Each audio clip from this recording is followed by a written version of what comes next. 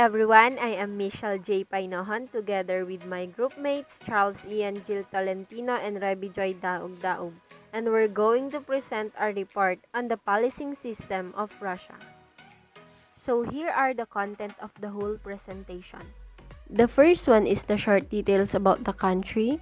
Second, overview of police system, which includes the name of police agency, department, ranks, type of law enforcement, and an estimated strength.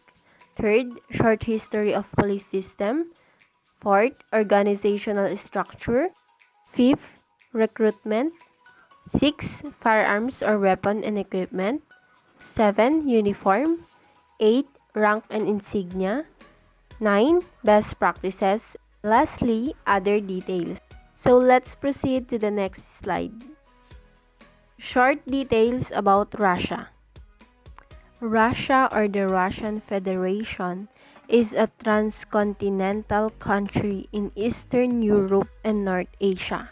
Russia has a total area of 17,125,200 square kilometers.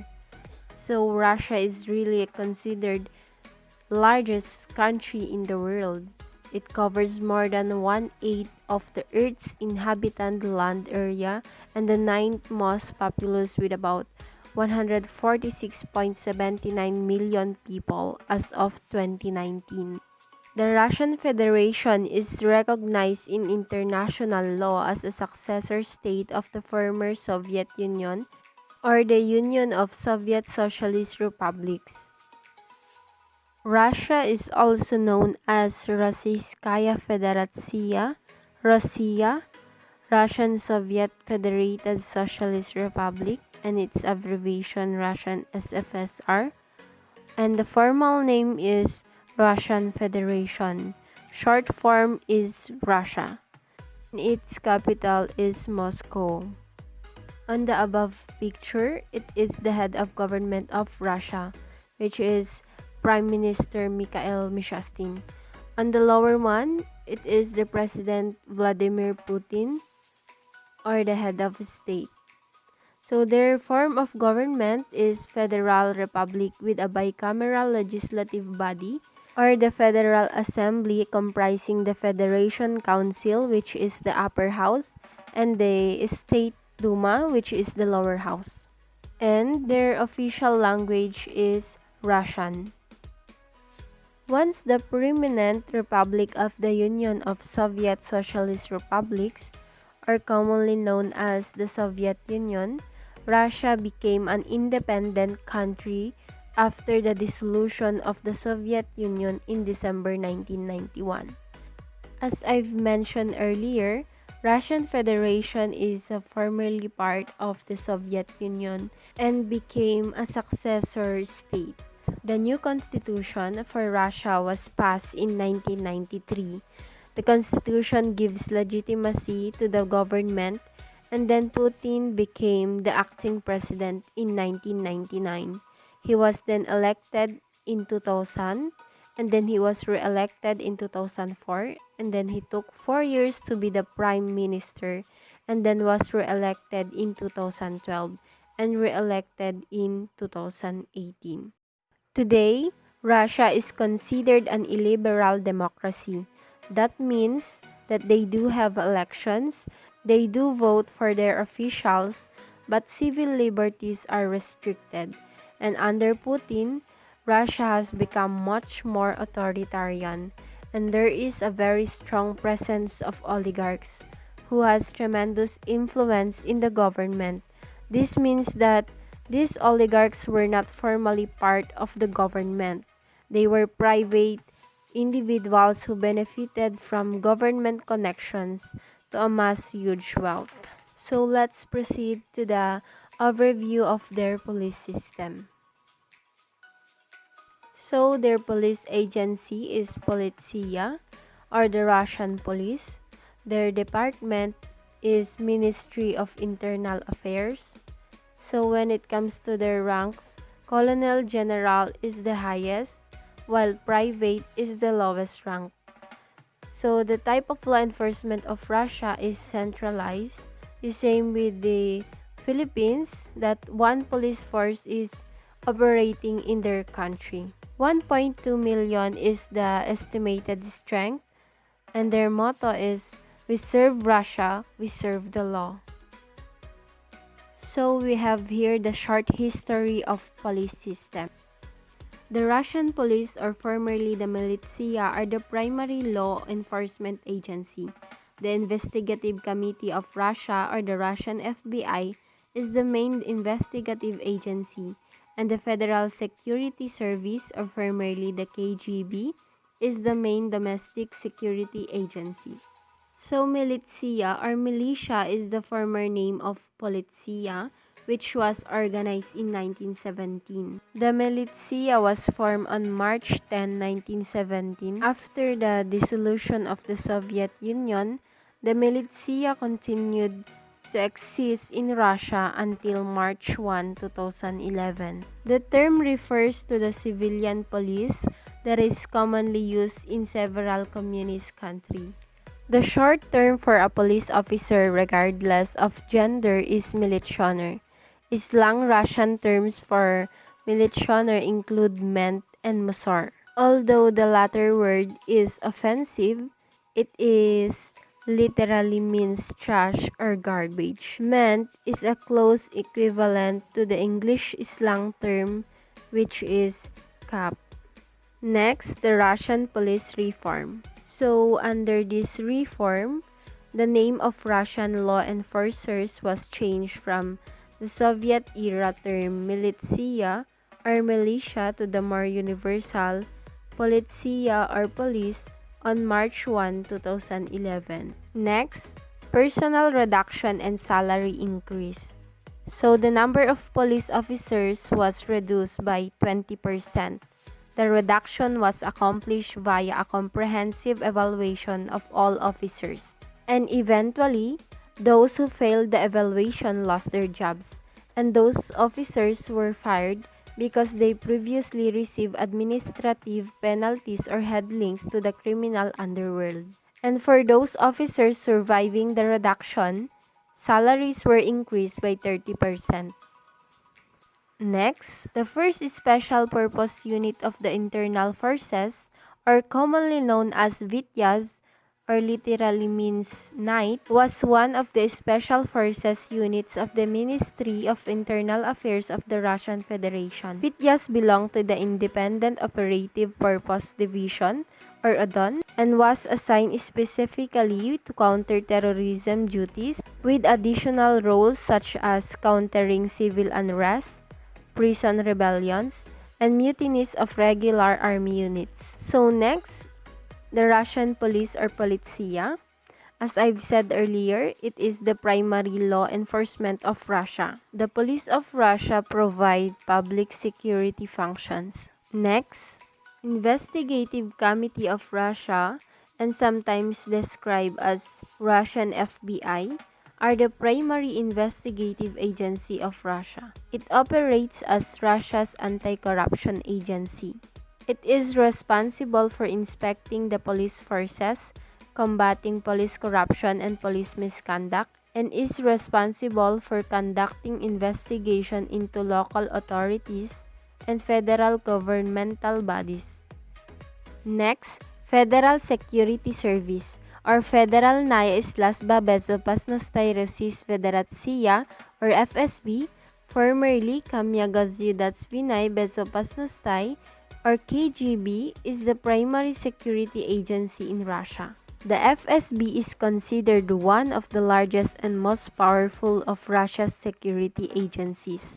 It has an expansive list of responsibilities covering counterintelligence, counterterrorism, economic crimes, and political prosecution. It is also responsible for combating cyber-related crimes.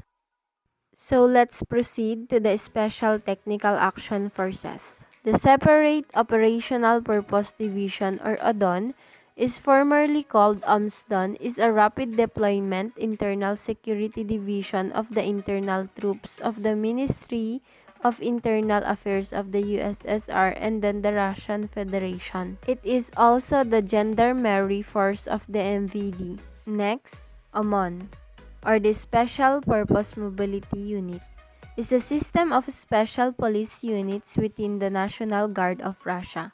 It serves as a riot police group or as a gendarmerie-like paramilitary force. It is responsible for counterterrorism, special weapons operations, the protection of internationally protected persons, other very important persons, protection of international or domestic VIPs, protection of significant state assets. Next, the SOBR, the Special Rapid Response Unit, is a SWAT-like unit staffed by senior ranking officers. They serve a similar function to SWAT. The SOBR units were composed of senior ranking police officers. It is better trained than the members of OMON, which is a cross between riot police and paramilitary police, and tasked with SWAT-type special operations under the jurisdiction of the NVD. Next, the organizational structure. So this is the Russian police hierarchy. The hierarchy structure is divided into 6 categories as supreme officers or the general officer category. Next, the junior officers or the company grade officers category. Next, under officers or the master non-commissioned officers category. Next, the sergeants and petty officers category. And lastly, the soldiers category. Under General Officers category, we have the Marshal of Russian Federation, which is the highest rank. Second rank, the Army General. Next, the senior rank of General, which is the Colonel General. And below the Colonel General is the Lieutenant General. And subordinate to this rank is the Major General. Under the category of Field Grade Officers is the Colonel, Lieutenant Colonel, and Major. Next is the Junior Officers category, and below a Major, we have the rank of Captain, Senior Lieutenant, Lieutenant, and Junior Lieutenant. When it comes to Under Officers or the Master Non-Commissioned Officers category, we have the 2 ranks of Senior Warrant Officer and Warrant Officer. Next, the Sergeants and Petty Officers category, we have the following ranks as Master Sergeant, Senior Sergeant, Sergeant, and Junior Sergeant. And the last category is the Soldiers category. The Operator is the Senior Soldiers, and the Private is the Junior Soldiers. Let's proceed to the next part of the presentation, and the following slides will be presented by Charles Ian Gil Tolentino. Recruitment. So dito sa recruitment, meron tayong 2 types of requirements, which is the educational and physical requirements. Educational requirements. The education requirements of a police officer aren't that much as mentioned before. Much of the time, they simply require a GED, be that as it may. Now and then, a minimum of 2 years university course completion is required.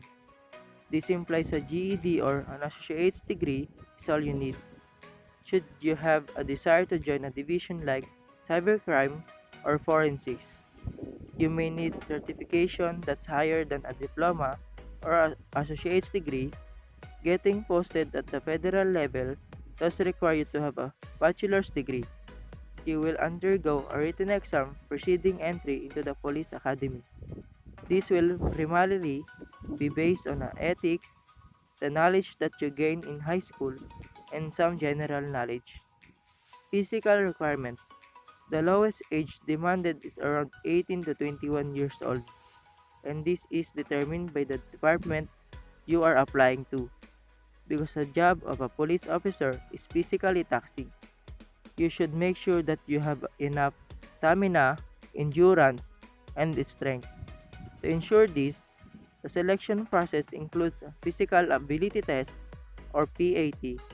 Here, you are required to do several physical tests encompassing mile-long runs, sprints, obstacle course, and etc. It may also include crunches, lifting weights, and other exercise to determine fitness level. So, ito yung mga kakailanganin upang makapasok ka sa kanilang department. So let's proceed to firearms weapons, and equipment of Russian police. Weaponry. The AK-74M would have been adopted by the Soviet Union as the standard service rifle and has been accepted as the new service rifle of the Russian Federation. Next, the 9A291, also known as KBP 9A91, is a compact assault rifle currently in use with Russian police forces. And next, the KS-23 is a Soviet shotgun, although because it uses a rifled barrel, it is officially designated by the Russian military as a carbine. KS stands for Karabin Specialny or Special Carbine. It is renowned for its large caliber, firing a 23 mm round equating to 6.27 gauge using the British and American standards of shotgun gauge and approximately 4 gauge using the current European standards based on the metric CIP tables, making it the largest bore shotgun in use today. And next, the MP 443 Grudge or Pistolet Yargina, following traditional Russian naming procedure, is the Russian standard military issue sidearm. And lastly, the Otis 14 Grossa or the Thunderstorm is a Russian selective fire bullpup assault rifle chambered for the 7.62 x 39 round and the 9 x 39 mm subsonic round. It was developed in the 1990s at the TSKIB so Central Design and Research Bureau of Sporting and Hunting Arms in Tula, Russia. So next, let's proceed to their transportation. Russian police use a number of different models of automobiles which range greatly in age and technical specification. They use patrol cars, vans, terrain vehicles, and armored vehicles. And the following transportation are mostly used by Russian police. A Lada Vesta police car, KA-226 of the Moscow Police Service in flight, a Ford Focus police car in St. Petersburg, a BMW 5 Series police car in Moscow, Mercedes-Benz E-Class police car, Skoda Octavia police car, UAZ Patriot Sport police vehicle, Gazelle van, a Renault Traffic as a police van, police motorcycle BMW F800 GT, F800 GT, police bus Gas Vector next in Moscow, Gazon next prisoner transport vehicle, automobile van 572060, also known as VM 4320 on Ural 4320 chassis, a police patrol boat in Moscow. So let's proceed about uniform of Russian police. Russian police officers wear uniforms in accordance with the order of the Ministry of Internal Affairs of the Russian Federation of July 26, 2013 and 575. On approval of the rules for the wearing of uniforms, insignia, and departmental insignia by employees of the internal affairs bodies of the Russian Federation. We have 4 types of patch. First, patch of the police of Russia. Second, traffic police patch. And third, transport police patch. And last, patrol police patch. The insignia of special distinction of the officers of the operational regiments of the Russian police is a black beret. For employees of the tourist police, a slave sign with the words tourist police and the flag of Russia. Police officers who are qualified to wear a maroon beret may wear a maroon beret. The uniform worn by the police is dark blue with the word police across the back and a police patch on the shoulder. So next, I will discuss about the rank and insignia of Russian police. Police ranks: General of Police of the Russian Federation, Colonel General of Police, Lieutenant General of Police, Major General of Police, Colonel of Police, Lieutenant Colonel of Police, Major of Police, Captain of Police, Senior Lieutenant of Police, Lieutenant of Police, Senior Praeforce Chief Police, Starshina of Police, Senior Sergeant of Police, Sergeant of Police, Junior Sergeant of Police, Private of Police. So next, sa insignia naman tayo. So dito sa mga pictures na to, makikita niyo yung mga different rank group, which is ito yung mga badge nila or honor. At meron tayong different rank group. We have general or flag officers, field or senior officers, junior officers, officer cadet, senior non-commissioned officer, junior non-commissioned officer, and enlisted. Insignia. Here are the insignia of the officers of the Russian police.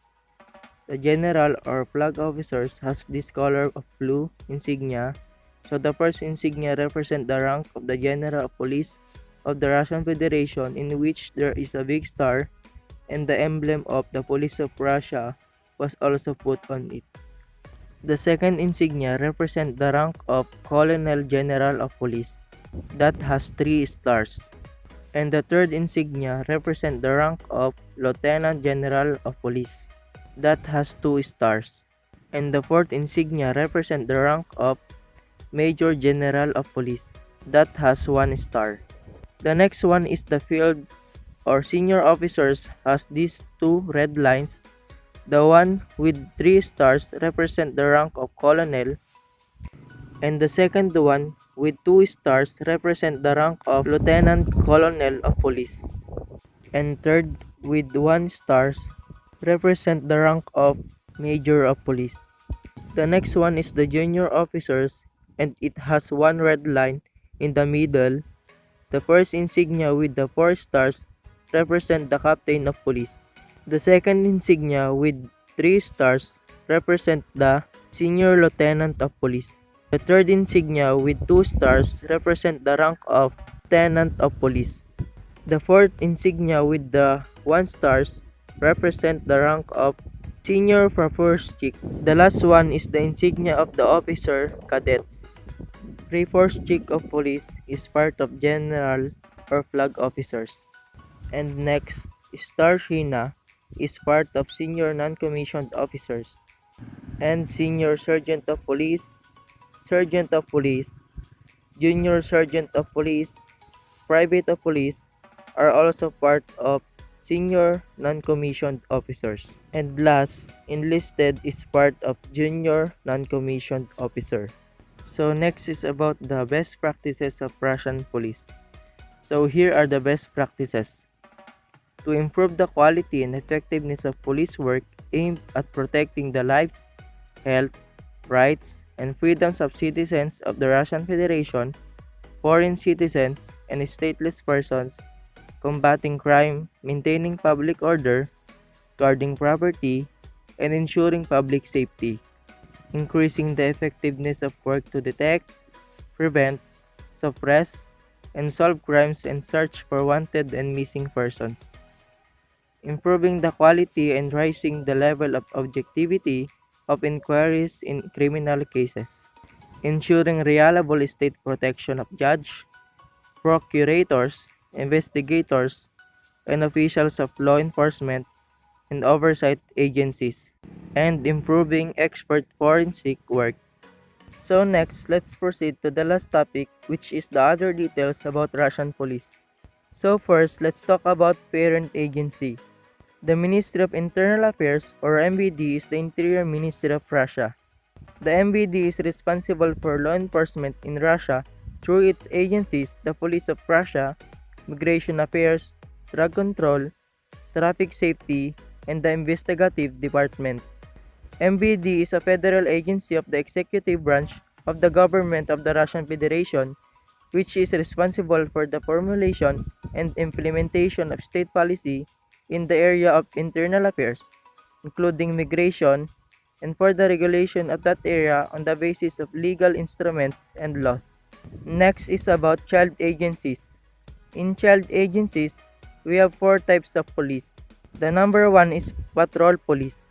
The main directorate for public order maintenance is the structural unit of the central apparatus of the Ministry of Internal Affairs of Russia. It carries out functions for the implementation of public policy in the field of public order and security and the organizational management of public security police units. It is so-called face of the Russian police, since the employees of this particular unit are constantly visible in public places. Number 2 is traffic police. The main directorate for traffic safety is a federal law enforcement agency of Russia, specializing in traffic policing. They are responsible for the regulation of traffic, investigating traffic accidents, and operating stoplights. Number 3 is the criminal police. The main directorate for criminal investigation department of Russia. The Criminal Investigations Department, which in addition to its other work, supervise in terms of organization and methods the criminal investigation unit of criminal police authorities in the constituent territorial entities of the Federation. The number 4 is Transport Police, the main directorate for transport of the Ministry of Internal Affairs. Transport Police is not only for public safety service, but they also secure significant rail, air, and water hubs in the region. The employees of Transport Police ensure the safety of waterway, railways station, airports, sea and river ports. So next is about other agencies. We have different agencies. The first bullet is Ministry of Justice. Ministry of Justice of the Russian Federation is a ministry of Russia responsible for the legal system and penal system. Sa Ministry of Justice, meron tayong Federal Service of Punishment Execution or FSIN, or the Federal Penitentiary Service is a federal agency of the Ministry of Justice of Russia responsible for correctional service. The second bullet is Federal Border Guard Service, or the Border Service of the Federal Security Service of the Russian Federation is subordinate to the FSB and responsible for border protection, surveillance, and Coast Guard. The third bullet is Federal Customs Service. It is a Russian government service regulating customs. It is part of Russia's Ministry of Finance. The fourth bullet is the Ministry for Civil Defense, Emergencies, and Elimination of Consequences of Natural Disasters, or the MRCOM. Is responsible for the civil defense regulation, protection from fire, and has own troops. The fifth bullet is Ministry of Defense. Is the governing body of the Russian Armed Force. Russian military police provides the service police function for all branches of the Russian Armed Force. The sixth bullet is the Armed Force of the Russian Federation. Commonly known as the Russian Armed Force are the military force of the Russian Federation. They are divided into the ground force, navy, and aerospace force. There are also two independent arms of service, strategic rocket forces, and the airborne troops. The seventh bullet is the President of Russia. Is the head of state of the Russian Federation as well as the commander-in-chief of the Russian Armed Force. It is the highest office in Russia. At sa President of Russia, meron tayong the National Guard or formerly internal troops. It provides a gendarmerie function supporting the polizia, and dealing with large-scale riots and internal armed conflicts. They also provide security for highly important facilities such as nuclear power plants. At meron din tayong the Federal Protective Service of Russia is responsible for the protection of Russian state property and high-ranking government personnel, including the President of Russia. And last is the Presidential Security Service. It concerned with the tasks related to the protection of the President of Russia. So that is the policing system of Russia. Thank you for watching and listening.